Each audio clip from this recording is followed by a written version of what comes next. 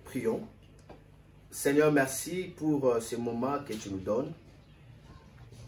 Merci pour ta parole que tu nous as déjà donnée et nous allons le recevoir. Et cette parole va booster nos vies, booster nos destinées et ça va nous faire du bien.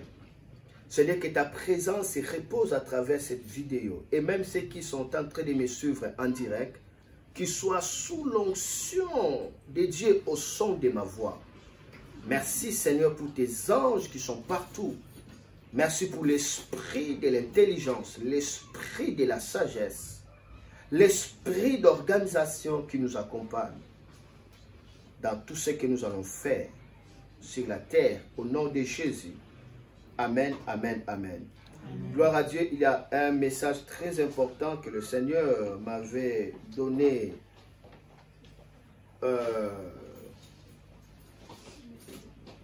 hier.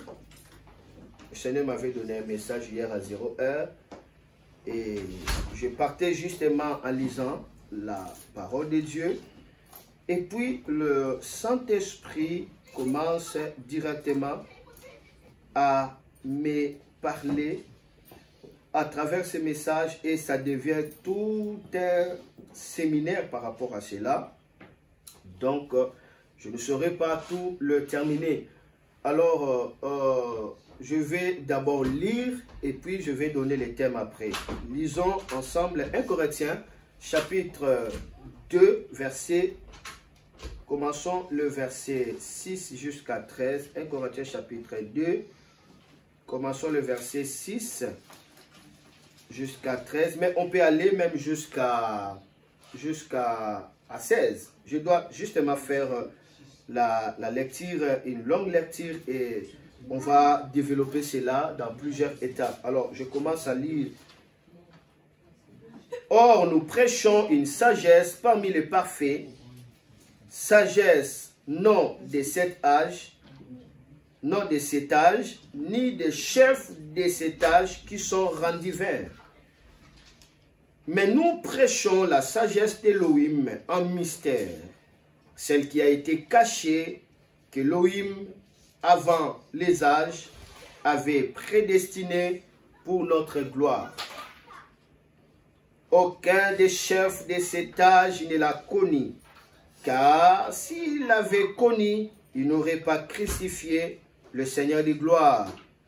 Mais selon qu'il est écrit, l'œil ne l'a pas vu, et l'oreille ne les a pas entendus, et elles ne sont pas montées au cœur de l'être humain, les choses que Elohim a préparées pour ceux qu'il aime. Mais Elohim nous les a révélées par le moyen de son esprit, car l'esprit sonde de toutes choses, même le profondeur d'Elohim. Car lequel des humains a connu des choses de l'être humain, et c'était l'esprit, soulignez ça, car, la Bible dit, car lequel des humains a connu les choses de l'être humain, excepté l'esprit au minuscule. Donc, pour connaître des choses qui te concernent, en tant qu'être humain, tu vas puiser cette information par ton esprit. Donc, si votre esprit n'est pas à sa bonne place, n'est pas édifié, n'est pas nourri, ne grandit pas, alors vous marchez sous information de votre fonctionnement. La Bible dit, personne ne peut connaître les choses qui concernent son être si il ne le puise pas par l'esprit. C'est la raison pour laquelle lorsque Dieu veut te parler, il va parler à ton esprit. Maintenant, c'est ton esprit qui va télécharger cela à ton âme. Parce que l'âme, c'est le sang, c'est la vie de l'homme. C'est là qui fait que le corps soit dans le mouvement. Alors, il faut prendre bien soin de l'esprit. Je répète, car lequel des humains a connu les choses, au pluriel, de l'être humain, excepté l'esprit de l'être humain qui est en lui. De même aussi, personne n'a connu les choses d'Élohim, les choses de Dieu, excepté l'esprit d'Élohim. Vous ne pouvez pas connaître les choses concernant Dieu si vous n'êtes pas en communion avec le Saint-Esprit. Vous ne pouvez pas connaître les choses concernant Jésus, les choses spirituelles, sans passer par le Saint-Esprit. Et vous ne pouvez pas connaître des choses concernant votre vie si vous ne passez pas par votre esprit. C'est la raison pour laquelle la Bible dit, en réalité, dans l'homme, c'est quoi? C'est l'esprit. Les souffles du Tout-Puissant donnent l'intelligence. Les souffles, c'est quoi? L'âme. Est-ce que je peux continuer? Je continue. Or, nous n'avons pas reçu l'esprit du monde, mais l'esprit qui vient d'Élohim, afin que nous connaissions les choses qu'Élohim nous a gracieusement données. Il y a des choses que Dieu nous a déjà données par la grâce. Mais on va connaître cela. Connaître, ça veut dire pénétrer, recevoir. On va les connaître, découvrir cela à travers le Saint-Esprit. Donc, sans le Saint-Esprit, il y a des choses que Dieu nous a données par la grâce, mais on ne saura jamais le recevoir parce qu'on ne le connaît pas. Amen. Voilà pourquoi il est important de comprendre le Saint-Esprit. Je vais descendre. Mais l'être humain, animal, ne reçoit pas les choses de l'esprit d'Élohim, car elles sont une folie pour lui. Il ne peut le connaître non plus, parce que c'est spirituellement qu'on en juge. Mais celui qui est spirituel juge en effet toutes choses et n'est jugé lui-même par personne. Si vous voulez être capable de juger toutes choses et que personne ne soit en mesure de vous juger, soyez spirituel. Mais celui qui est spirituel juge en effet de toutes choses et n'est jugé lui-même par personne. Je termine. Car qui a connu la pensée du Seigneur pour l'instruire? Mais nous avons la pensée du Mashiach. Nous avons la pensée de Jésus-Christ. Tout ce que nous avons lu dans cette longue lecture, je retenu des grandes dimensions ici. Mais la dimension principale ou catalogue que je vais vous parler aujourd'hui, et puis on va continuer, il s'agit tout simplement de la sagesse de Dieu. Tout ce que la Bible est en train de nous dire, comment il faut connaître les choses de l'esprit, pour connaître les choses qui vous concernent. Comment connaître l'esprit de Dieu, pour connaître les choses qui concernent Dieu.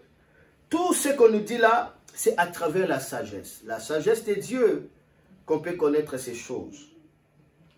Alors, je vais répéter ici pour commencer. La Bible dit, or, nous prêchons une sagesse parmi les parfaits. Sagesse non de cet âge, ni des chefs de cet âge qui sont rendus vains. J'aimerais qu'on puisse lire ces passages dans d'autres versions avant de monter directement dans la révélation et ça va nous faire du bien. Ok, nous sommes là. Regardons la version d'Arby. La Bible dit, or nous parlons sagesse parmi les parfaits. Sagesse est toutefois non pas de ces siècles ni des chefs de ces siècles qui s'en vont. Mais nous parlons la sagesse de Dieu en mystère. La sagesse cachée, laquelle Dieu avait préordonnée avant les siècles pour notre gloire. Cette sagesse-là est cachée, elle est mystère. Dieu a préordonné cela avant des siècles pour notre gloire. Donc, pour accéder dans la gloire de ta vie, en tant qu'étoile, fils d'Abraham, cela veut dire fils spirituel d'Abraham, il faut découvrir la sagesse de Dieu. Ce qui est très important. Alors, la Bible dit, mais nous parlons la sagesse de Dieu en mystère, la sagesse cachée, laquelle Dieu avait préordonnée avant les siècles, pour notre gloire. Regardons la version d'Arby. Ça c'est Darby, c'est mère. On nous dit quoi? La vraie sagesse par l'esprit Cependant, nous aussi, nous enseignons une sagesse aux chrétiens spirituellement adultes. Il ne s'agit pas, bien entendu, de ce qu'on appelle sagesse dans ce monde, ni de la sagesse des grands de ce monde qui sont destinés à disparaître. Non, nous exposons la sagesse de Dieu, secrète jusqu'à présent, et qui demeure cachée au monde. Dieu l'avait préparé avant le commencement du monde en vue de notre gloire. Ce sont des choses cachées que le monde ne peut pas recevoir. Lisons la parole de vie. Pourtant, c'est bien une sagesse que nous enseignons aux chrétiens adultes dans la foi.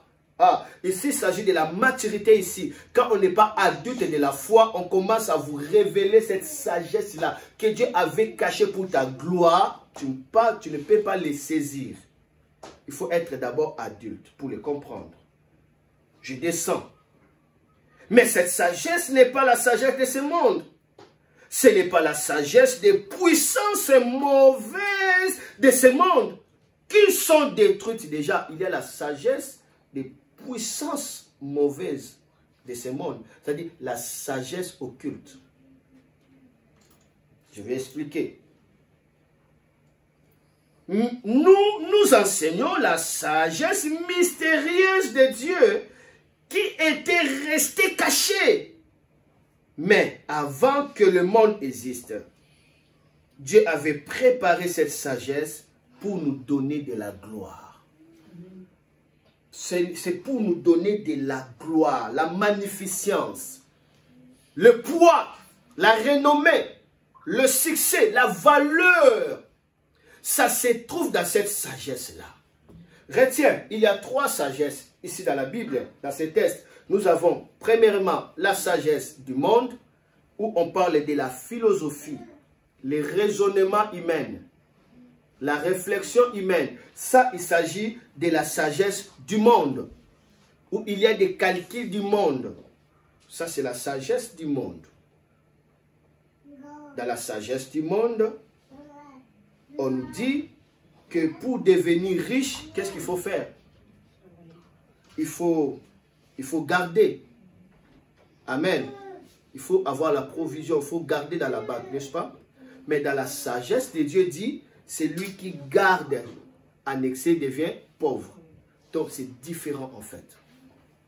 La sagesse de Dieu dit, plus tu donnes, plus tu es enrichi. Plus tu gardes, plus tu deviens pauvre. Maintenant, cette sagesse-là, le monde ne peut pas comprendre ça. C'est une folie. Comment est-ce que je donne et puis je deviens riche? Ça n'a pas de sens. Mais ça, c'est la sagesse de Dieu en fait.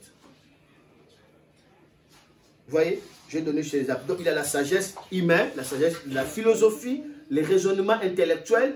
Il y a la deuxième sagesse, c'est la sagesse spirituelle des diables. Là où se trouvent les démons, les occultistes, les sorciers, ils ont une sagesse. Cette sagesse, la Bible dit, c'est la sagesse mauvaise qui consiste à détruire. C'est cette sagesse-là qu'on appelle ruse. Une sagesse consiste à humilier, à rabaisser, à détruire, à mener quelqu'un dans l'horreur et à détruire toute sa destinée.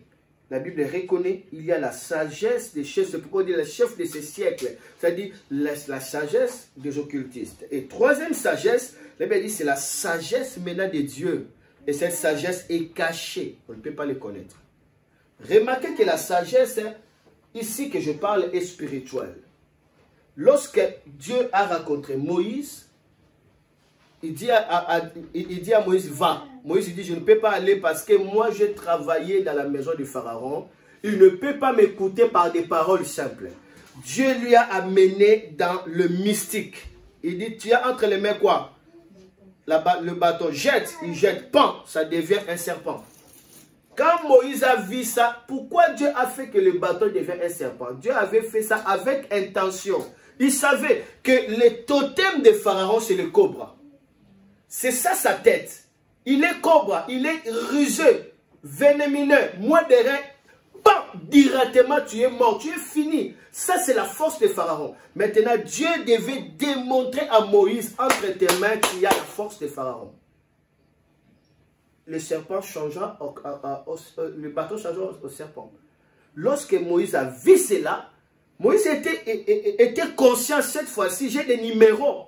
Ces numéros-là que Dieu avait fait, c'est ça la sagesse. Parce que lorsque Moïse va rencontrer maintenant Pharaon, la Bible dit Pharaon va appeler ses sages.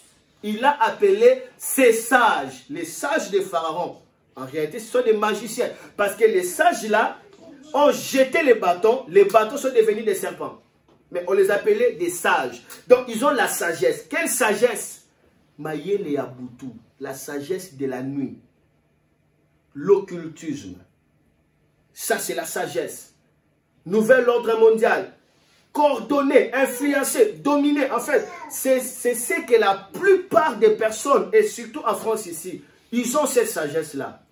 Déjà, depuis le bas âge, on est en train d'initier les enfants à la magie à travers des films, à travers des livres qui exaltent la sorcellerie. Quelqu'un est en train de voler sur l'arbre, quelqu'un vole sur sur les raclettes, sur comment dirais-je, je ne sais pas quoi, les balais. On commence à montrer déjà cette sagesse. Et dans des films, on fait intentionnellement des magie. Et il y a des tatouages, des décors, tout ça. On est en train de montrer que pour réussir ici, tu as besoin de cette sagesse. Tu en as besoin, ça c'est là tu ne peux pas. Et ils sont conscients. Donc, personne ne peut aller briller comme ça sans qu'il y ait cette sagesse des ténèbres. Il n'y en a personne, jamais. Il n'y a que deux. Personne ne peut briller simplement. Soit tu as Dieu, soit tu as Satan. Quelqu'un ne peut pas briller, il est naître comme ça, et puis il veut briller. Ça n'existe pas. Tu ne peux jamais briller sans qu'il y ait la sagesse spirituelle. Il prépare déjà les enfants par rapport à cela. Quand tu parles de Jésus, non, non, non, non. Ils ne veulent même pas pour qu'il y ait déjà le goût de chercher la sagesse des ténèbres pour protéger leur travail, pour assurer la domination, ainsi de suite. Un peu. Ils savent que le monde, pour gérer, il faut la sagesse. Mais ici, je parle de la sagesse de Dieu maintenant, ici. Amen. Ici, je parle de la sagesse de Dieu.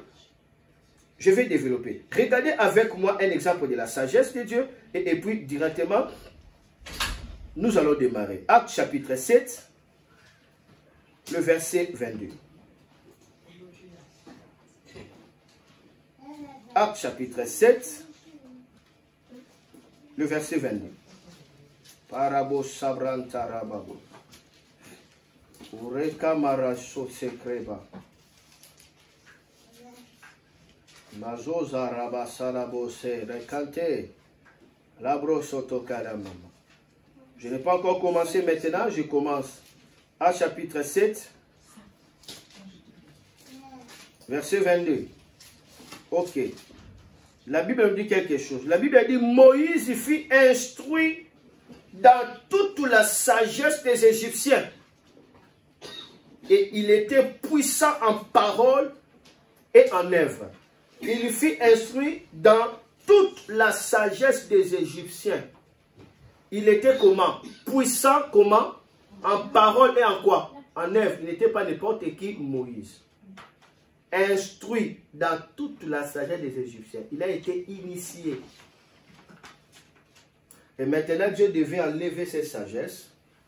Et quand Dieu a broyé Moïse, lui qui était puissant en parole, il devient bègue. La personne qui bégait. Qui bègue. Mais ici, on dit qu'il était puissant en parole. Il parlait, il ne bégayait pas. Maintenant, il commence à bégayer. Cela veut dire que Dieu a éradiqué d'abord cette sagesse-là de l'Égypte pour que Dieu puisse lui donner la sagesse de Dieu. Quand on dit que non, je ne peux pas parler, cela ne veut pas dire que Moïse il bégayait comme d'autres prêches. Non, Moïse il parlait. Il parlait devant le peuple. Il instruisait le peuple. Il ne bégayait pas. Ici, quand il dit je ne peux pas parler, c'est-à-dire qu'il avait peur de Pharaon. Il ne pouvait pas affronter Pharaon comme ça. C'est pourquoi Dieu dit n'aie pas peur, alors ton frère va parler à ta place. Vous voyez, il a grandi dans cette sagesse-là. Et maintenant, Dieu va lui donner la sagesse divine. Alors, je commence maintenant à prêcher. Je vais prêcher sur l'accès à la sagesse et l'intelligence de l'esprit. L'accès à la sagesse et l'intelligence de l'esprit. Lorsqu'on accède à la sagesse de l'esprit, on est dans l'autoroute de Dieu. On est dans le tableau de bord de Dieu pour ta vie. Cette sagesse permet à ce que vous recevez une direction exacte pour votre vie. Cette sagesse va lubrifier votre vie comme le carburant est nécessaire pour la voiture. Alors, cette sagesse-là, c'est la pensée de Dieu. C'est la sagesse. Lorsque vous avez la pensée de Dieu, vous avez la pensée élevée. Cette pensée change votre vie et ça change le monde tout autour de vous. Parce que c'est Dieu qui vous a créé. La pensée de Dieu, en réalité, c'est le menu de votre vie qui se trouve entre la main de Dieu. Ça, c'est la pensée de Dieu, la sagesse. Cette sagesse-là veut dire encore les voies de Dieu. Les voies de Dieu. La Bible dit les voies de Dieu sont élevées au-dessus des voies du monde. Quand on suit les voies de Dieu, on ne se perd jamais. Quand on suit les voies de Dieu, on trouve le succès. La Bible dit en suivant les voies de Dieu, vous allez trouver les grands repos et la grande paix se trouve dans les voies de Dieu. Ça, c'est merveilleux. La Bible dit le peuple d'Israël demandait les miracles, mais Moïse a prié pour recevoir les voies de Dieu. Dans les voies de Dieu, c'est trouver les miracles. Les voies de Dieu, c'est l'autoroute des miracles. Quand vous êtes dans les voies de Dieu, vous marchez dans des miraculeux qui est en train de vous accompagner. Alors, la sagesse divine ou de l'esprit, c'est aussi les conseils et la réflexion divine. Il y a les conseils divins, il y a la réflexion de Dieu. Lorsque Dieu commence à vous conseiller, lorsque vous commencez à capter la réflexion de Dieu pour votre vie, vous êtes dans cette sagesse-là. C'est-à-dire, votre esprit est synchronisé avec l'esprit de Dieu. Vous connaissez la réflexion de Dieu et ça télécharge dans votre âme. Tel que vous êtes là, vous avez la réflexion de Dieu. Amen. Vous allez voir en majorité, avant que la chose arrive, vous l'avez. Cette réflexion, cette pensée de Dieu. La Bible a dit, Jésus-Christ, après avoir fait des miracles, le matin, on a cherché Jésus, on ne l'a pas trouvé. Et puis, on l'a trouvé très loin. Dans la forêt, la Bible dit, il restait calme. La Bible ne dit pas, il priait ces jours-là. Il restait seulement calme. Il faisait quoi en restant calme? Il recevait la pensée, les conseils, ainsi que quoi? La réflexion de Dieu. Et quand il est sorti, il dit directement, allons de l'autre côté. Parce qu'il a reçu la direction. On ne pouvait pas s'y prendre Jésus. Personne, à cause de cette sagesse de Dieu qui marchait avec Jésus. Et la sagesse de Dieu, c'est le signe de Dieu. Et ces signes-là, c'est comme des numéros de merveilles de Dieu. Quand on a ça, on commence à produire des merveilles tout autour de toi. Et cette sagesse de Dieu, c'est la connaissance inspirée des choses divines. La connaissance inspirée des choses divines. Laisse-moi lire ce passage. Lorsque vous avez la pensée de Dieu, vous avez la voix de Dieu, vous ne pouvez pas vous inquiéter parce que vous savez la direction. Vous voyez, lorsque vous avez la réflexion de Dieu, vous ne pouvez pas être frustré parce que vous savez la direction, n'est-ce pas? Ça vous alimente. Alors, regarde avec moi Matthieu chapitre 11, le verset 19. On nous dit quelque chose d'excitant ici. Matthieu 11, 19. Alors, avançons. Matthieu 11, 19. Qu'est-ce que la Bible nous dit? Rapidement, la Bible nous dit...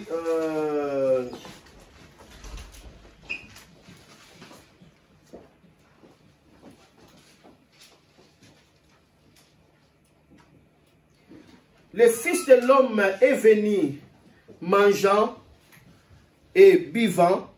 Ils disent c'est un mangeur et un buveur, un ami des publicains et des gens de mauvaise vie. Mais la sagesse a été justifiée par ses œuvres. Mais la sagesse a été justifiée par ses œuvres. Jésus parle ici. Il dit, il est venu,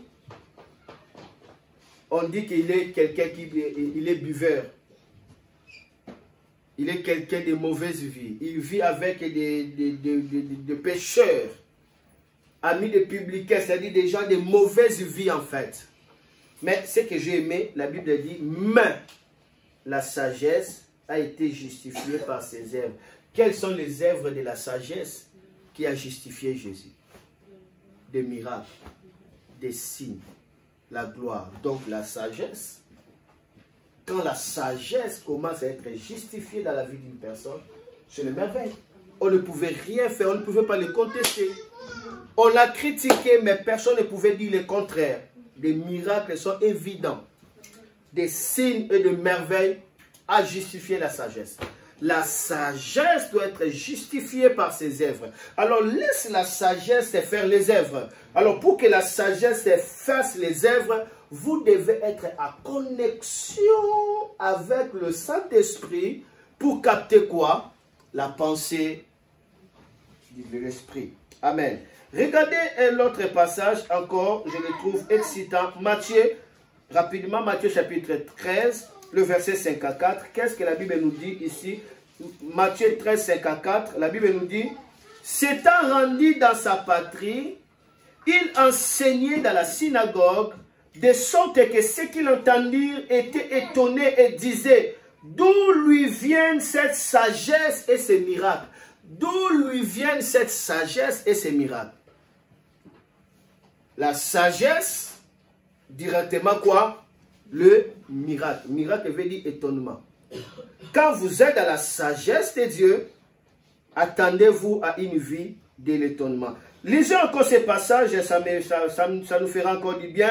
Matthieu chapitre 12, regardez, Matthieu chapitre 12, le verset 42. Ma prière est que, en sortant de ces lieux, que la sagesse de Dieu commence à magnifier votre vie, afin que vous priez. Matthieu chapitre 12, verset 42, ici c'est Jésus qui parle. Il dit, la reine du midi, cela veut dire du sabbat, la reine du midi se lèvera au jour du jugement avec cette génération et la condamnera parce qu'elle vint des extrémités de la terre pour entendre la sagesse de Salomon. Et voici, il y a ici plus que Salomon. Il dit, la reine du midi, le jour du jugement, il se lèvera, elle condamnera cette génération. Pourquoi? Parce qu'elle avait quitté le midi, avait quitté l'Éthiopie pour aller à Jérusalem, enfin seulement de faire quoi? D'écouter la sagesse de Salomon. Jésus dit, mais ici, il y a plus que Salomon. Waouh! Ici, il y a plus, Jésus est plus que Salomon. La sagesse de Jésus. Et ça surpasse la sagesse de Salomon. Maintenant, lorsque je commencerai à vous montrer la gloire qui accompagnait Salomon. Salomon, à cause de la sagesse, il avait des bateaux qui étaient remplis de choses délicieuses. Des animaux de valeur, des grands prix de leur époque. Des rois amenaient des cadeaux simplement pour écouter la sagesse de Salomon et l'appliquer, afin que leur royaume marche dans la paix et dans la richesse. La sagesse. C'est merveilleux d'en avoir cette sagesse de Dieu. Et Jésus va dire quelque chose d'important. Il dit, lorsque l'esprit impur est sorti d'un homme, il va par des lieux arides, cherchant du repos. Il n'en trouve point. Alors il dit, je retournerai dans ma maison d'où je suis sorti. Et quand il arrive, il la trouve vide, balayée et ornée. Il s'en va, il prend avec lui 7 autres esprits plus méchants que lui. Il entre dans la maison, s'ils s'établissent, et la dernière condition de cet homme est pire que la première. Il en sera de même pour cette génération méchante. Jésus a parlé de ces l'histoire des démons juste après avoir parlé de la sagesse. Il dit, ça a été justifié par les œuvres. Il dit directement, lorsque l'esprit mauvais part, il rentre, il trouve la maison balayée, ornée, mais cette maison est vide. Parce que lorsque un démon sort, il sort avec la poubelle. Directement, la personne est ornée, la personne commence à briller. Parce que les démons sortent. Mais le problème, ce n'est pas que les démons sortent, ce n'est pas que tu brilles pendant cet instant-là. Le problème est que les démons sortent là. Est-ce que ta maison sera vide ou ta maison sera remplie? Quand ta maison est vide, lorsque les démons arrivent, ils trouvent que la maison est vide, il va prendre 7 autres. La Bible dit que ta situation devient plus grave. Pourquoi? La maison est vide. C'est-à-dire que tu n'as pas été rempli. Tu n'as pas su comment sécuriser ta maison par la présence de l'esprit, par la communion. Directement, tu es détruit. Bien que tu es lavé, bien que tu es orné. Ça, c'est la sagesse que Jésus-Christ nous a donnée. Regarde ceci, que grâce à sa sagesse, que Dieu bâtit son royaume. Dieu a besoin de la sagesse pour bâtir son royaume. Le royaume de Dieu ici, il ne s'agit pas seulement le ciel. Le royaume de Dieu ici, il s'agit tout simplement le règne de son peuple. La vie de ses enfants, leur standing, leur brillance. Dieu aura toujours besoin de la sagesse pour commencer à bâtir ses enfants. Il utilisera la sagesse pour que ses enfants soient bâtis, pour que son royaume soit édifié. Il aura toujours besoin de cette fréquence-là. Dieu va utiliser la fréquence de la sagesse pour bâtir ta vie. Dieu va utiliser la fréquence de sa sagesse pour élever ta vie. Mais toi, tu as besoin d'être connecté dans cette sagesse-là et permettez à cette sagesse-là de s'exprimer afin d'être justifiée par les œuvres. La sagesse de Dieu n'écrit pas. Elle est justifiée par les œuvres. La sagesse. La sagesse de ce monde prouve les ennemis. Je vais réussir et ils verront. Ils verront, ils se sont humiliés de moi. Ils verront, ils vont me regarder à genoux. Ils vont venir me lécher. Ça, c'est la sagesse du monde. Mais la sagesse de Dieu, ce n'est pas comme ça. La sagesse de Dieu te pousse à prouver ceux qui t'aiment, ceux qui ont confiance en toi. Ils m'ont fait confiance. Je dois leur prouver que le Dieu qui l'a fait confiance est vivant. Il prouve ceux qui l'ont fait confiance. Et directement par le succès de cet homme, de cette femme, ça élève, ça donne la joie, ça donne l'assurance, ça valorise ceux qui l'ont aimé comme ça, ceux qui l'ont soutenu, ceux qui l'ont fait confiance. Donc la sagesse de Dieu est différente avec la sagesse des hommes. La sagesse de Dieu est différente. Donc, on doit comprendre le système de la sagesse de Dieu. Je répète, je dis grâce à sa sagesse, c'est-à-dire la sagesse de Dieu, Dieu bâtit son royaume. La sagesse est une bonne fondation. Et c'est une puissance. Dieu n'aura pas autre chose pour bâtir son royaume. Il aura besoin de la sagesse pour commencer à bâtir son royaume. C'est-à-dire bâtir ta dynastie, bâtir ta vie. Dieu aura besoin de la sagesse. Cher Julie, tu dors? Dieu aura besoin de ça. Regardez avec moi Proverbe. Proverbe chapitre 3, verset 19. On regarde l'heure et bientôt on va terminer. Proverbe 3, 19. La Bible dit ceci.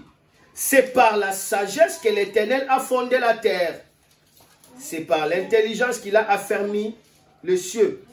Remarque, par la sagesse, il a fondé. Il y a la différence entre créer et fonder. Vous pouvez être créé, mais vous n'êtes pas fondé. Fonder, cela veut dire poser des bases. Fonder, cela veut dire poser des principes qui va permettre à ce que cette terre soit en bonne fonction, dans le bon fonctionnement. La Bible dit que c'est par la sagesse que Dieu a fondé le monde. Donc, vous avez besoin de la sagesse pour que vous soyez fondés. C'est quoi fonder? La sagesse, c'est la fondation. La sagesse, c'est l'origine. Vous avez besoin de la sagesse pour que vous soyez enraciné, fondé. La sagesse vous donne des principes qui vont vous maintenir. La sagesse. La sagesse vous maintient. La sagesse vous donne le style.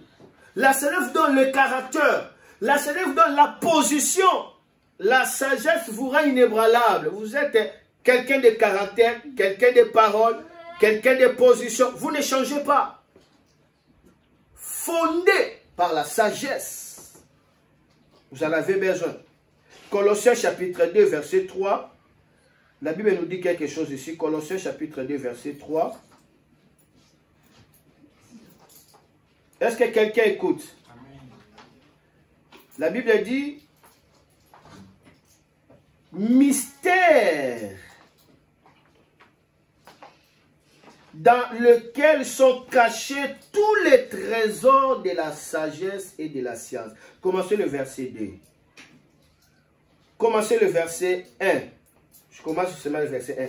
Je veux en effet que vous sachiez combien est grand le combat que je soutiens pour vous, et pour ceux qui sont à Laodicée, et pour tous ceux qui n'ont pas vu mon visage à la chair. C'est l'apôtre Paul qui dit quel est le combat qu'il fait. 2.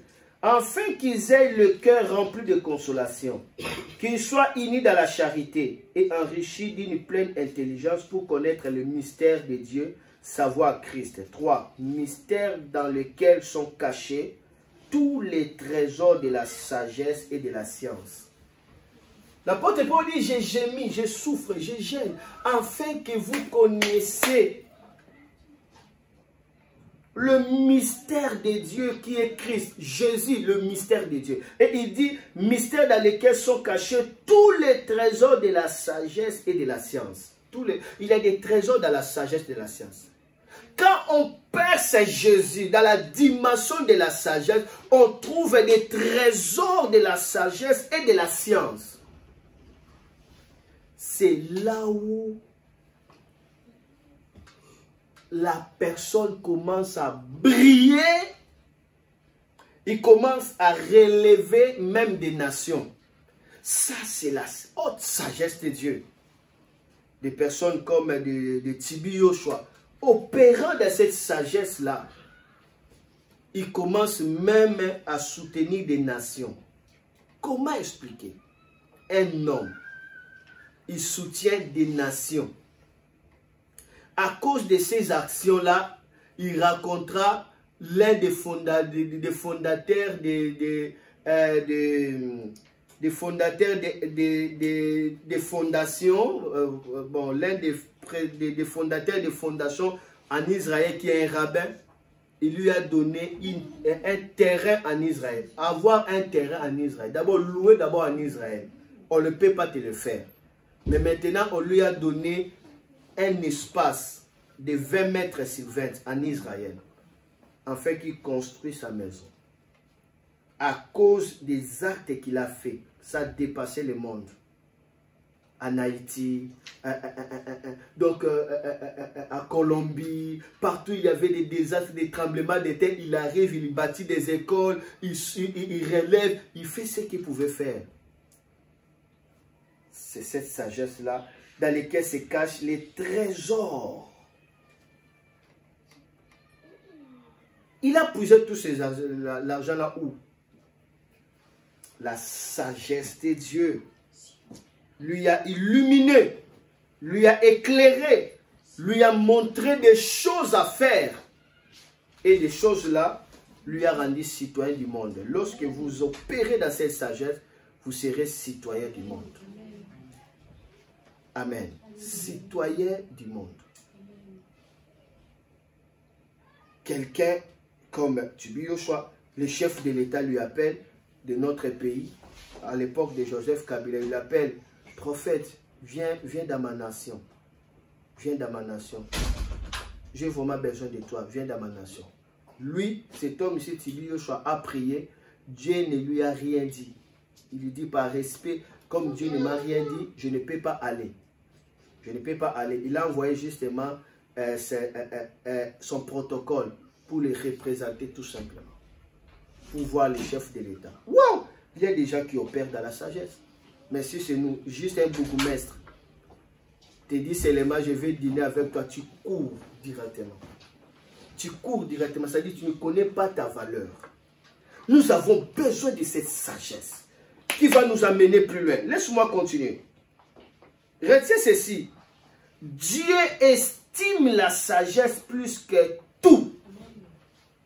Dieu estime la sagesse plus que tout. Il accorde plus d'importance à la sagesse. Lorsque tu fais des requêtes, la requête que Dieu a plus estime plus que tout pour Dieu, c'est la requête de la sagesse. Dieu estime la sagesse plus que tout. Il accorde plus d'importance à la requête de la sagesse. Alléluia. Ne dérangez pas les enfants. Il accorde plus d'importance à la requête de la sagesse. Amen. Je crois que lorsque le frère Francis va venir pour travailler des systèmes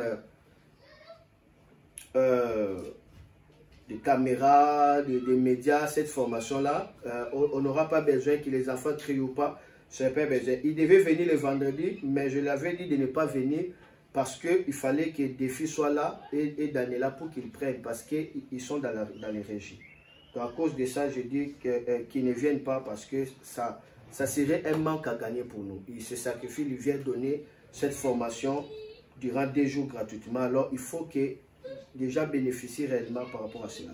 Alors, regardez avec moi, je répète, j'ai dit que Dieu estime la sagesse plus que tout, il accorde plus d'importance à la requête de la sagesse plus que toute chose. Alors, lisez avec moi Proverbe chapitre 8, verset 11, petit à petit, je vais terminer et puis on va continuer le dimanche prochain. Proverbe chapitre 8, merci Jésus.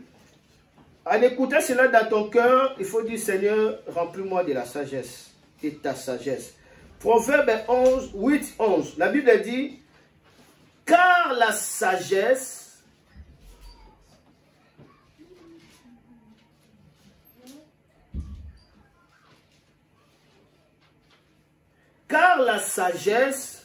vaut mieux que les perles.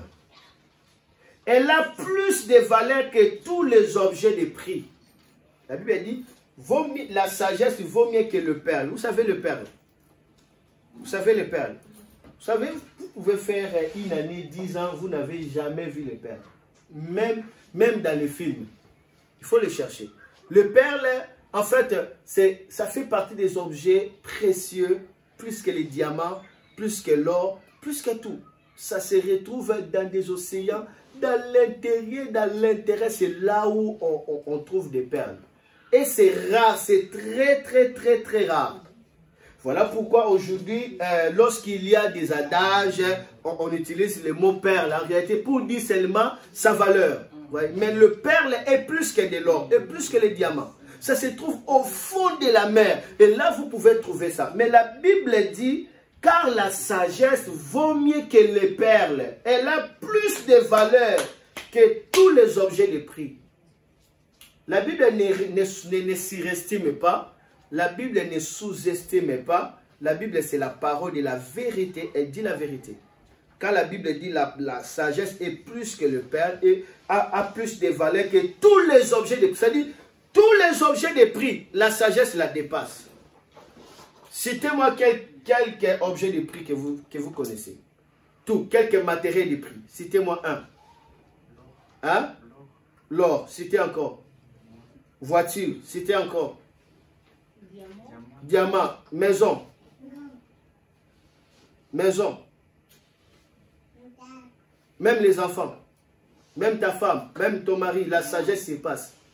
La sagesse se passe ton mari, se passe ta femme, se passe tes enfants, a plus de valeur que tout ça. Quand on a cela, ça a la valeur que tout, la sagesse. Lorsque je vais commencer à vous montrer, vous allez découvrir pourquoi la Bible dit la sagesse elle a plus de valeur que tous les objets de prix. La sagesse, c'est pas tout ça. Donc, c'est cela qu'on doit chercher. Et la Bible nous dit que c'est lui qui manque la sagesse, qu'il demande à Dieu. Car Dieu le donne tout simplement à ceux qui le demandent. Amen. Dieu veut que nous cherchions la sagesse. Il faut retenir qu'on reconnaît un homme qui a la sagesse de Dieu par le discernement et la réflexion. La sagesse de Dieu, ce n'est pas des proverbes. La sagesse de Dieu, ce n'est pas des belles phrases. La sagesse de Dieu, ce n'est pas des paraboles. Mais on reconnaît un homme qui a la sagesse, je parle de la sagesse divine. Par quoi? Par le discernement et la réflexion. Un homme de la sagesse divine a le discernement, a la réflexion. C'est à cela que Jésus connaissait même les pensées des gens. C'était la haute sagesse de Dieu. Il avait le discernement des pensées. Il savait tout. Ils viennent comme ça pour les tenter. Jésus dans les cœurs, il rit. Il rit tout simplement. Il prend la monnaie. Il montre ses effigies. Dans cette pièce, le visage, c'est de quel visage? Parce qu'on lui a dit, est-ce que nous devons payer l'impôt ou pas? Il voulait mettre Jésus en conflit avec les rois. César, l'empereur César de Rome. Ok, pas le roi, mais l'empereur. L'empereur, c'est les rois qui dirigent plusieurs royaumes. Ok, il prend. Il dit ça. Ah, le visage de qui? L'effigie de qui? La face de qui ici? Ils ont crié tout le monde. César. Il dit, donne à César ce qui est à César. César, ça à la face de César, n'est-ce pas? Donner à César. Moi, je n'ai pas de problème avec César. Moi, j'ai des problèmes des gens qui vont rentrer à la face de Dieu, à l'image de Dieu. Donnez-moi les âmes, donnez-moi les hommes pour qu'ils soient sauvés. C'est ça, en fait, l'expression. C'est-à-dire, ce qui les hommes créés à l'image de Dieu doivent retourner à Dieu. Donner l'argent à César, c'est à lui. Ça c'est sa pièce. Ok, c'est son image qu'on lui donne. Mais les hommes, à moi. Les hommes à moi, je suis venu sauver l'humanité. Haute sagesse. Personne ne pouvait le... Ils savaient. La Bible dit, eux-mêmes, ils ont trouvé une occasion d'une femme qui était surprise dans fragrance. Il y avait l'homme et la femme. Au lieu qu'ils puissent juger déjà la femme, selon la loi de Moïse, non, il dit, non, non, non, non, non. On ne doit pas juger comme ça. Si on fait cela, on perd. Il faut d'abord qu'on puisse les juger et aussi que Jésus aussi soit aussi condamné. Parce qu'il savait le cœur de Jésus, il va justifier cette femme. C'est-à-dire Jésus va empêcher que cette femme soit lapidée. Or, si Jésus empêche, Jésus est contre la loi de Moïse. Directement, on prend et Jésus et la femme. Donc, ils avaient fait ça pour éprouver Jésus. Éprouver, tester Jésus. Mesurer Jésus. En quelque sorte, ils voulaient humilier Jésus. Amen. Et quand ils arrivent là, Jésus les savait. Par quoi? Le discernement et quoi? La réflexion. Quand est-ce que Jésus a réussi ça? C'était directement. Directement, il vient comme ça. Non, on n'oublie pas que Jésus-Christ est né homme, pas fils de Dieu. Il est né homme. Mais il va se livrer comme fils de Dieu à la croix. Mais là, il était homme. Il devait recevoir l'onction, il devait avoir la froideur, il devait se brûler s'il ne fait pas attention. Il devait vraiment être homme. C'est pourquoi Dieu a dit Jésus-Christ comme homme. Il devait recevoir la sagesse. Il devait avoir le temps de recevoir la sagesse. C'est pourquoi il se rabaissa. Il commence à gratter, à faire des croquis sur la terre. D'autres disent que non, il écrivait. Bon, je laisse tout le monde extrapoler ce qu'il veut. Mais ce que moi je dis, la Bible n'a pas dit ce que Jésus avait écrit. Ce que moi je dis, ce que je sais, que Jésus écrivait seulement. Il jouait. Il jouait comme ça. Pourquoi il faisait comme ça? Il méditait dans le cœur. Père, quelle est cette situation? Qu'est-ce que je dois dire? Et directement le Père lui donne cette parole, sagesse. Il dit, qui d'entre vous qui n'a jamais péché, qu'il soit la première personne à jeter la pierre. La Bible dit, est accusé dans leur conscience, depuis le plus petit. Même l'enfant de 2 ans était accusé. C'est-à-dire, cette parole avait le poids de la sagesse. Quand on a la sagesse, on ne peut pas toucher la personne de la sagesse. Les soldats sont venus arrêter Jésus. Ils ont écouté la sagesse. Ils sont rentrés. Il dit, jamais un homme n'a parlé comme lui. Il dit, mais vous êtes là pour l'arrêter. Et vous êtes séduit. Le poids de la sagesse, quand vous avez de la sagesse, vous en avez besoin, pas de la sagesse de Dieu. On ne peut pas vous arrêter. Un jour comme ça, on conduisait, je vous ai déjà donné les témoignages, non? C'était Maman Nadine qui conduisait au Tala. À ce temps-là, elle n'avait pas encore le permis. Elle conduisait, et puis c'était la nuit. Et aussi, on avait un bébé dans la voiture. Et là, j'étais encore bébé. D'abord, grave, la nuit, sans permis, le bébé, en plus, refus de non obtempéré. Des infractions sont augmentées. Et fait comme ça, wouh! Les policiers s'éteignaient seulement à l'arrêt comme ça. Elle savait qu'elle va retourner. Parce que là-bas, en fait, le rond-point était déjà... Il y avait des feux partout, on ne peut pas traverser. Les policiers nous indiquaient comme ça, pour qu'on puisse changer la direction. Mais, par peur, nous avons dépassé. Wow, on savait que là-bas, on va partir comme c'est la nuit. Ah, les policiers disent, ah, vous avez fui. Ok, ça va. Directement, qu'est-ce qu'on devait faire? Retourner. En retournant comme ça, les policiers dans la rue, ils toquent chat. Vous avez fui. Refusez de nous tempérer. Arrête là.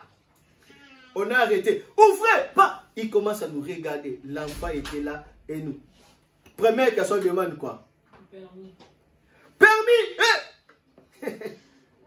Moi, pendant ce moment-là, directement, j'ai commencé à parler à langue. Il faut être rapide à l'esprit. Il ne faut pas de langue. Il faut que ton esprit soit en contact avec Dieu. Là, je parle là rapide. Directement dans quelques secondes. Il ne faut pas traîner.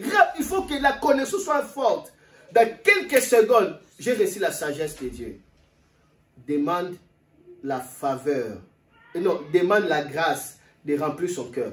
Ça n'a pas de sens. Lui qui nous a arrêtés, mais tu dis que la grâce remplit son cœur. Oh, normalement, si on était humain, on allait dire quoi? Seigneur, que la grâce nous remplisse. Nous, c'est nous qui avons besoin de la grâce. N'est-ce pas? Cette faveur. Mais l'Esprit me dit, demande la grâce de remplir son cœur. Vous voyez, c'est-à-dire la sagesse de Dieu, ça n'a rien à voir avec la sagesse humaine. Selon humain, toi tu vas dire, Seigneur, soutiens-nous. Mais non, moi je dis, c'est que la grâce remplit son cœur. Que la grâce remplit son cœur. C'était tout ça qu'il avait dit. Et directement, après avoir se fâché, il s'est calmé. Il s'est calmé directement. Il dit directement, tu connais quelqu'un qui conduit? Oui, je connais. C'est la raison pour laquelle on t'avait appelé, ça tu te rappelles, tu étais venu avec Christophe. La nuit, vers 21h. D'ailleurs, lui-même commence encore à faire la sécurité de notre voiture. Il dit, je ne peux pas aller sans qu'il y ait une personne. Il commence à nous sécuriser lui-même jusqu'à ce que Gisèle est venue. Et nous sommes partis. Il commence même à nous indiquer. Est-ce qu'un soldat peut faire des choses pareilles comme ça? La personne qui n'a pas de permis. Refus de non obtempérer, c'est combien comme l'amende? C'est déjà dans les 7500. Et puis encore, il faut qu'il y ait l'emprisonnement. Mais quand la sagesse de Dieu est là, on ne peut pas vous arrêter. Amen. On a besoin de cette sagesse. Amen. Cette sagesse vous épargne de beaucoup de choses. Amen. Amen. Alors, vous avez besoin de cette sagesse. Cette sagesse, et ça vient par les discernements, tel que j'avais dit, et quoi? La réflexion. Et par la réflexion. Un homme qui a la sagesse, plutôt, on le reconnaît par les discernements et par la réflexion. Il sait discerner. Il sait discerner, il sait réfléchir.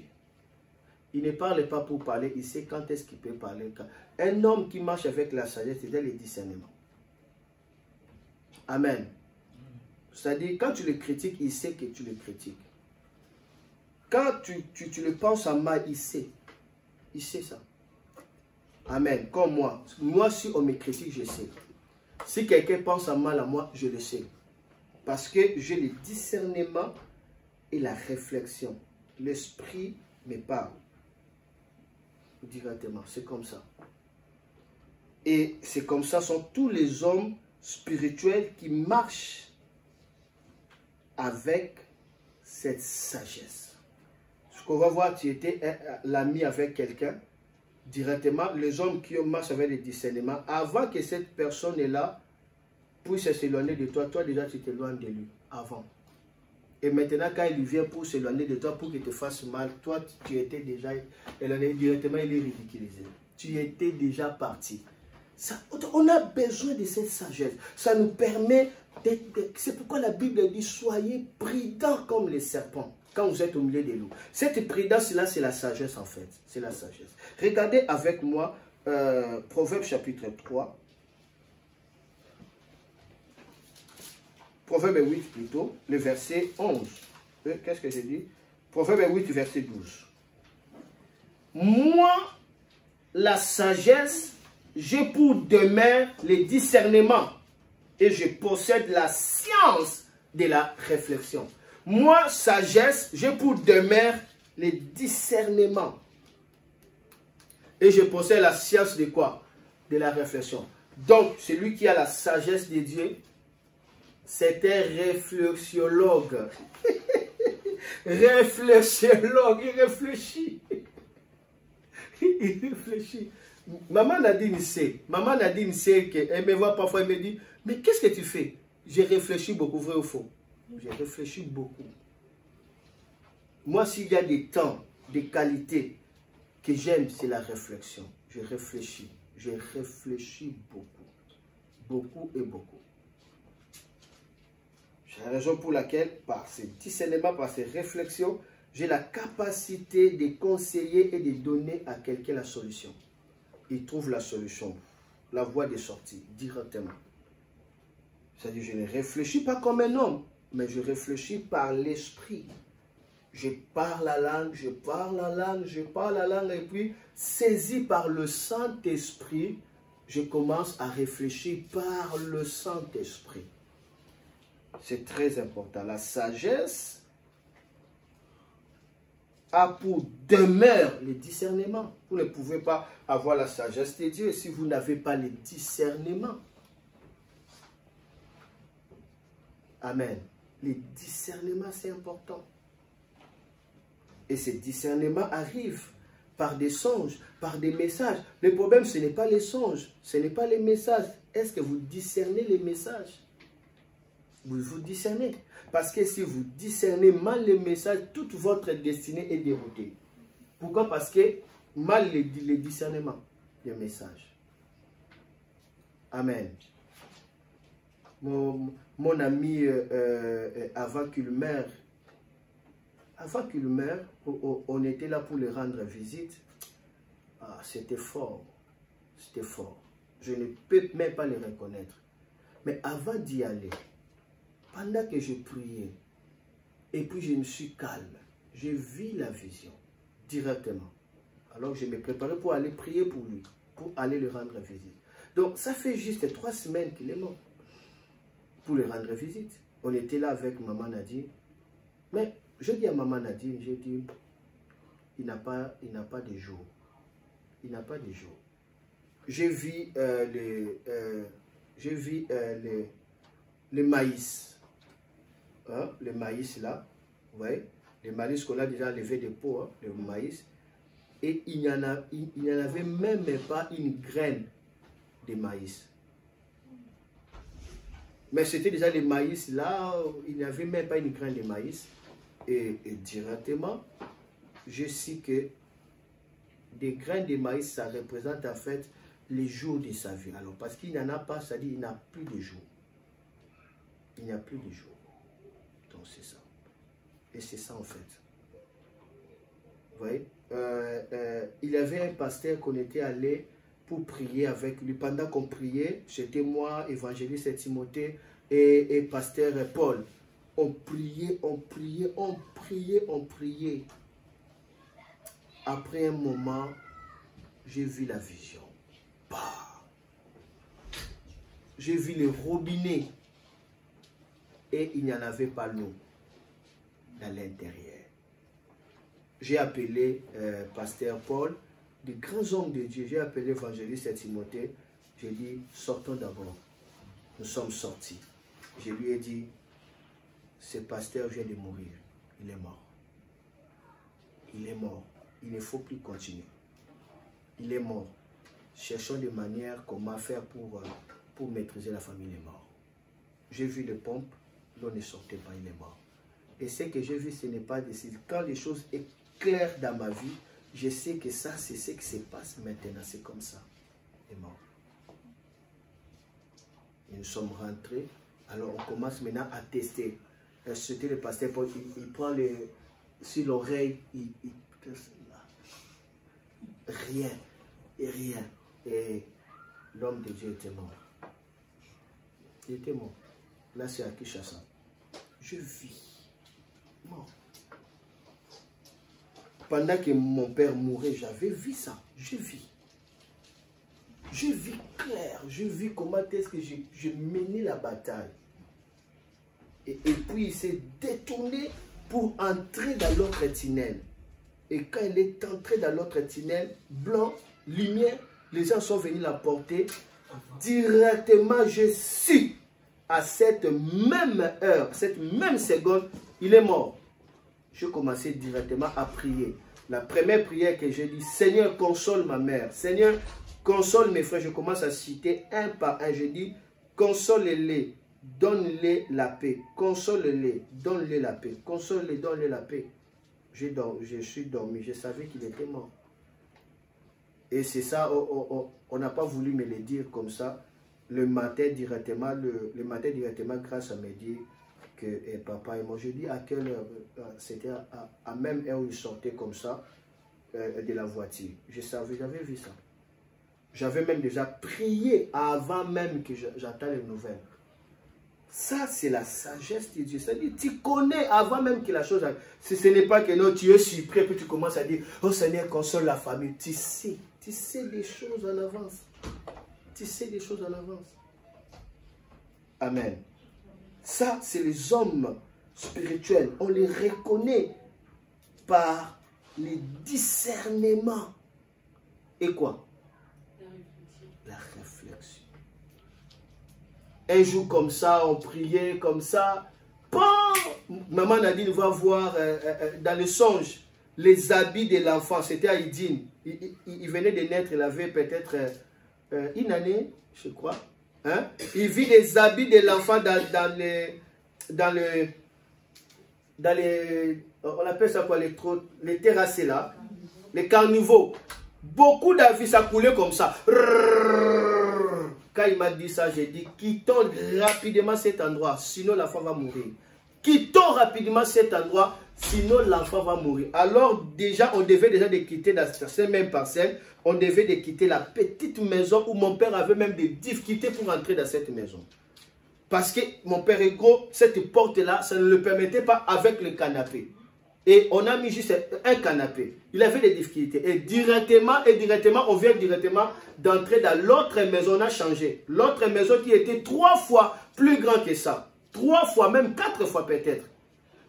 Maintenant, tu vas dire quoi? Ça, c'est la faveur, n'est-ce pas? C'est la faveur. Regardez, on était ici et directement, l'autre locataire est parti. Nous sommes... Ah, c'était très bien. Ça veut dire, c'est ici qu'on serait béni, n'est-ce pas? Mais quand il m'a dit ça, j'ai senti le discernement directement. Quittons cet endroit rapide. Si on traîne, l'enfant va mourir. On traîne, l'enfant meurt. Et nous avons quitté cet endroit. On a quitté ça. Ça n'a même pas fait 1 mois. Hein? Tu te rappelles? Ça n'a même pas fait 1 mois. On a quitté directement le discernement. Quand on n'a pas le discernement, on subit des choses.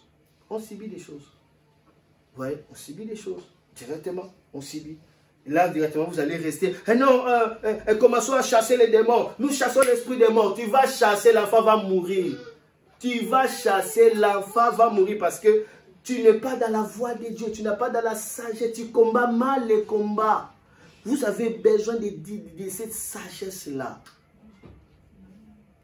Cette sagesse-là vous épargne de beaucoup de choses.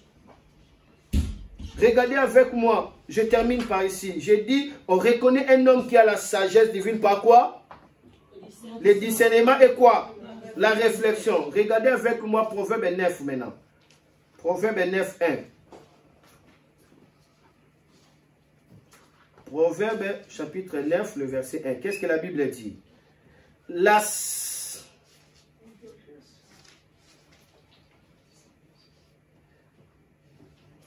sagesse a bâti sa maison. Elle a taillé ses 7 colonnes. Elle a égorgé ses victimes. Mêlé son vin et dressé sa sagesse.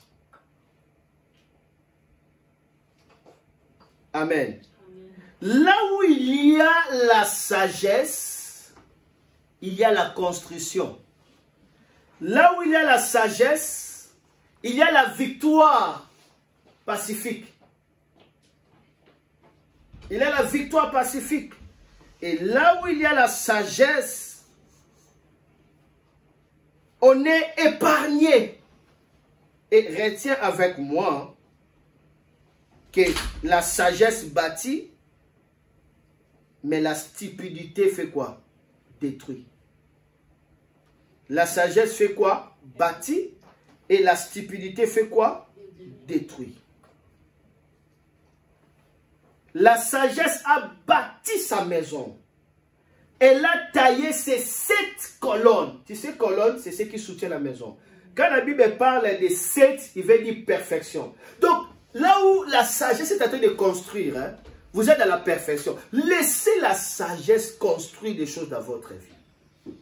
La maison que la sagesse construit, elle est assurée, elle ne tombe pas. Cette maison-là, c'est la vie, c'est la destinée, ma soeur, mon frère. C'est la destinée, c'est votre vie, c'est la destinée. Laissez la sagesse construire votre vie, construire votre destinée, construire tout ce que vous êtes en train de faire. Amen. Amen. Regarde avec moi, la sagesse construit, mais la stupidité détruit. Lis avec moi pour terminer ici. On va continuer plus tard. Parce que je vois l'heure est dépassée. J'ai beaucoup parlé. Et puis on va continuer plus tard. Le dernier verset, Job chapitre 39. Verset, calme les enfants. Job 39, verset 17 à 20. C'est par là que je termine. La Bible dit ceci. Mais l'Autriche abandonne ses œufs à la terre. Elle les fait chauffer sur la poussière. L'Autriche. Elle abandonne ses œufs à la terre et les fait chauffer sur la poussière. Au lieu qu'elle-même puisse ouvrir ses œufs, non, il dit non, non, non, non, non. Les sables, le soleil va chauffer les œufs. Stupidité. L'absence de la sagesse. Qu'est-ce qui arrive? Elle oublie que les pieds peut les écraser. Qu'une bête des champs peut les fouler. Elle oublie ça. Elle abandonne ses œufs et dit que non, ça va grandir comme ça dans la magie de la nature. Dans la magie de l'environnement. Et la Bible est en train de dire, si c'est Dieu qui parle, elle oublie que les pieds peuvent les écraser. Qu'une bête des champs peut les fouler. Quand on échappe à la sagesse, et que par malchance, on tombe dans l'idiotie, attendez voir la destruction. Si je parle de la sagesse spirituelle, elle est dure avec ses petits, comme s'il n'était point en elle. Sagesse. Le petit, ici, c'est ses enfants. Elle est dure avec ses petits, comme si elle n'était point en elle. Autriche. Qu'est-ce qu'il dit encore? Elle ne s'inquiète pas de l'inutilité de son enfantement. Elle ne s'inquiète pas de l'inutilité de son enfantement. Elle ne s'inquiète pas de... J'ai connu les douleurs pour rien.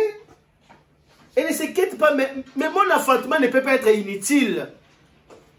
L'Autriche ne s'inquiète pas de l'inutilité de son enfantement. Elle ne s'inquiète pas. Qu'est-ce qui lui pousse à faire comme ça? Continuez la lecture. Car Dieu lui a refusé la sagesse. Il ne lui a pas donné l'intelligence en partage. Car Dieu lui a refusé la sagesse. Il ne lui a pas donné l'intelligence en partage. C'est-à-dire par manque de sagesse, il tue ses petits. Il ne s'occupe pas de l'inutilité de son affrontement. L'Autriche. Mais on parle de ses qualités. La Bible dit, quand elle se lève et prend sa course, elle se rit du cheval et de son cavalier. Un oiseau, hein? Autruche ne vole pas, il marche. Mais il dit, quand il commence à courir, cheval, Vanda, tu es rien cheval. Tu es rien cheval. Moi, Autriche, quand je cours, il dépasse le cheval. Il dépasse le cheval.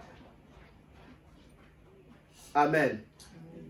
Dans la compétition, dans la course de la vie, il dépasse le cheval. Tout le temps en course. Dans la concurrence, en course.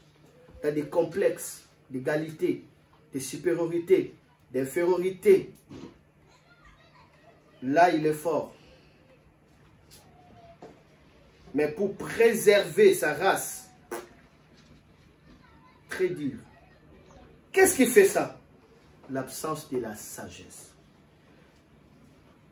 La Bible dit, Dieu lui a refusé la sagesse. Pourquoi Dieu lui a refusé la sagesse? Il a foulé la sagesse aux pieds. C'est pourquoi Dieu dit, ok, ça va, comme tu as foulé, tu n'auras pas la sagesse. C'est tout. Et regarde tout ce qu'il fait. Il faut laisser la sagesse divine puisse coudre votre vie par son fil de la vie. La sagesse a son fil. Laissez la sagesse divine coudre votre vie par les fils de la vie. Ça me pousse toujours à continuer le dernier verset. J'aime parler de la sagesse. Ça me fait tellement du bien. Lorsque vous écoutez la sagesse comme ça, vous savez, hein, j'ai prêché beaucoup, hein, mais vous n'êtes pas fatigué parce que la sagesse, c'est comme ça qu'il venait écouter Salomon. C'est comme ça. La sagesse. La sagesse a le fil de la vie. Job 4, 21, la Bible dit, les fils de leur vie est coupé. Ils meurent. Ils n'ont pas acquis la sagesse. Ils n'ont pas acquis la sagesse. Commencez 20. Du matin au soir, ils sont brisés. Ils périssent pour toujours et nul n'y prend garde. Le fil de leur vie est coupé. Ils meurent et ils n'ont pas acquis quoi? La sagesse. Quand on échappe à la sagesse, le fil de votre vie sera comment? Sera comment? Coupé. Comment est-ce que tu vas construire ta vie? Et quelles sont les conséquences? Du matin au soir, ils sont comment? Brisés. Qu'est-ce qui arrive? Ils périssent pour toujours. Et ils n'y prennent pas garde. C'est-à-dire, l'aspect de ne pas prendre garde aussi, c'est manque de la sagesse. La sagesse amène la prudence. C'est pourquoi la Bible dit, quand la sagesse fait défaut, le peuple tombe. La Bible dit, le juste sera délivré par la sagesse. La Bible dit, mon peuple est péri faute de connaissance. Vous avez dit, la sagesse, c'est la connaissance. La connaissance divine. Cette révélation qui vous éclaire. Il y a les fils de la vie. C'est cette sagesse-là qui court votre tissu de la vie, votre vie. Laisse-moi terminer par là. Parce que si je continue à continuer encore, ça ne serait pas bien. Je me limite par là. On va continuer plus tard. Je ne sais pas si je vais vous donner juste un sujet de prière. laissez en direct, laissez aussi ici, juste un sujet de prière. Vous savez, au début, quand j'étais encore jeune dans le ministère, j'ai négligé la sagesse. Et j'avais rencontré beaucoup de choses. Jusqu'à ce que j'ai acquis la sagesse, j'ai commencé à échapper à beaucoup de choses. Et je pensais que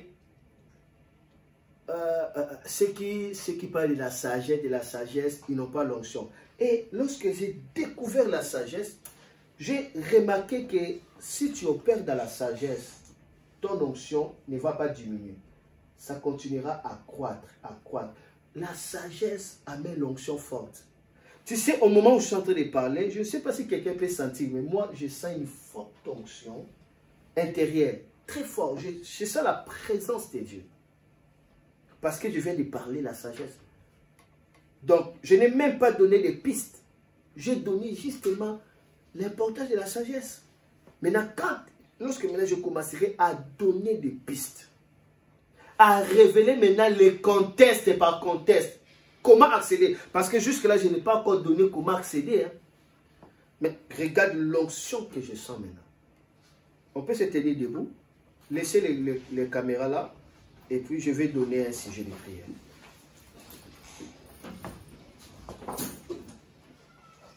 Et nous allons continuer plus tard.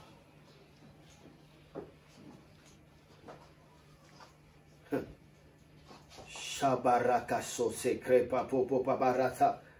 Eboraka shamarata. Ouvrez la Bible avec moi, lisez, oh là là, kalabosa, prekaliso, quelle onction de Dieu. Lisez avec moi Ephésiens chapitre 1, verset 8, on va voir qu'est-ce que la Bible nous dit. C'est ici que nous allons prier. Ephésiens 1, 8. La Bible nous dit quoi? Ephésiens 1, 8. Sorababa, lisez-nous s'il te plaît.